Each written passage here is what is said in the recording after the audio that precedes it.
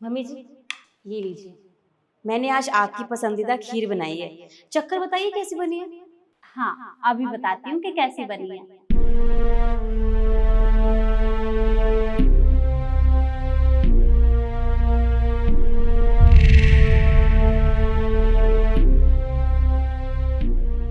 Mummy जी रुकिए, ये खीर मत खाइए आप। पर क्यों, क्या हुआ? इसमें दीदी ने जहर मिलाया है। क्या बकवास कर रही हो छोटी? मैं भला मम्मी जी की खीर में जहर क्यों मिलाऊंगी? तुम्हारा दिमाग खराब है क्या? हाँ तो मैं सच कह रही हूँ ना मम्मी जी, इसमें सच में दीदी ने जहर मिलाया है। आप इसे प्लीज मत खाना। तेरा दिमाग खराब हो गया है क्या? अरे ये भला जहर क्यों मिलाएगी? हाँ इशू, अरे मैं भला इसमें क्यों जहर मिलाऊंगी? अरे कम से कम ये सब बोलने से पहले एक बार सोच तो लिया होता। कितना बड़ा इल्जाम लगा दिया तुमने आज मुझ पर। मम्मी जी मैं सच कह रही हूँ और मैं झूठ क्यों बोलूंगी? अगर आपको मेरी बात पे यकीन नहीं है ना तो दीदी आप खा के बताइए ना इसे। अरे पर मैं ये खीर कैसे खा सकती हूँ? ये मम्मी जी की खीर है। मैंने इतने प्यार से मम्मी जी के लिए बनाई थी। और मम्मी जी कम से कम आप तो भरोसा कीजिए, मैं भला ऐसा काम कैसे कर सकती हूँ? अरे बेटा, मुझे तेरे ऊपर पूरा भरोसा है, पर कोई बात नहीं।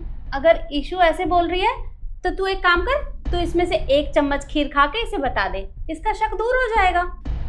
नहीं मम्मी जी, ये खीर मैं कैसे खा सकती हूँ? ये मैंने आपके लिए बनाई थी ना। मैं खिलाऊंगी। अरे मैंने कहा ना मैं नहीं खा सकती। अरे मैंने कोई जहर नहीं डाला, मेरा भरोसा कीजिए आप लोग। देखा, मुझे पता है आप किस लिए नहीं खा रही हैं, लेकिन अब आपको प्रूफ करने के लिए खाना ही पड़ेगा। खाइए। अरे मैं नहीं खा सकती। हाँ मैंने मिलाया जहर।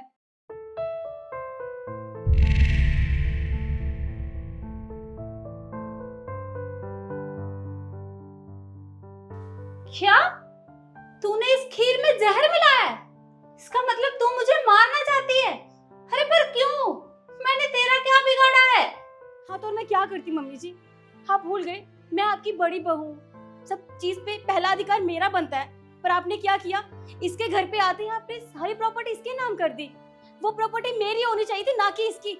और मम्मी जी इसमें इसकी भी कोई गलती नहीं है, सारी गलती ना आपकी है, क्योंकि आपने ये सब किया है। तुझे ऐसा लगता है कि मैंने तुम्हारे साथ कोई भेदभाव किया है? अरे बेटा, तुझे पता तो है कि मेरा छोटा बेटा अधिकतर बीमार रहता है, वो कहीं कमा भी नहीं सकता, और बहू हमेशा घर में ही रहती है।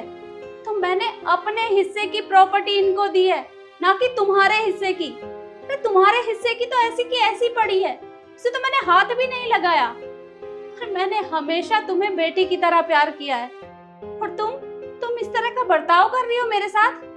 देख बेटा, तू भी अच्छा खासा कमाती है, और निखिल भी, तुम्हें किसी भी चीज की कोई कमी नहीं है, और तुम अपने लिए जो भी चाहो वो खरीद सकते हो। थोड़ा इनके बारे में तो सोच।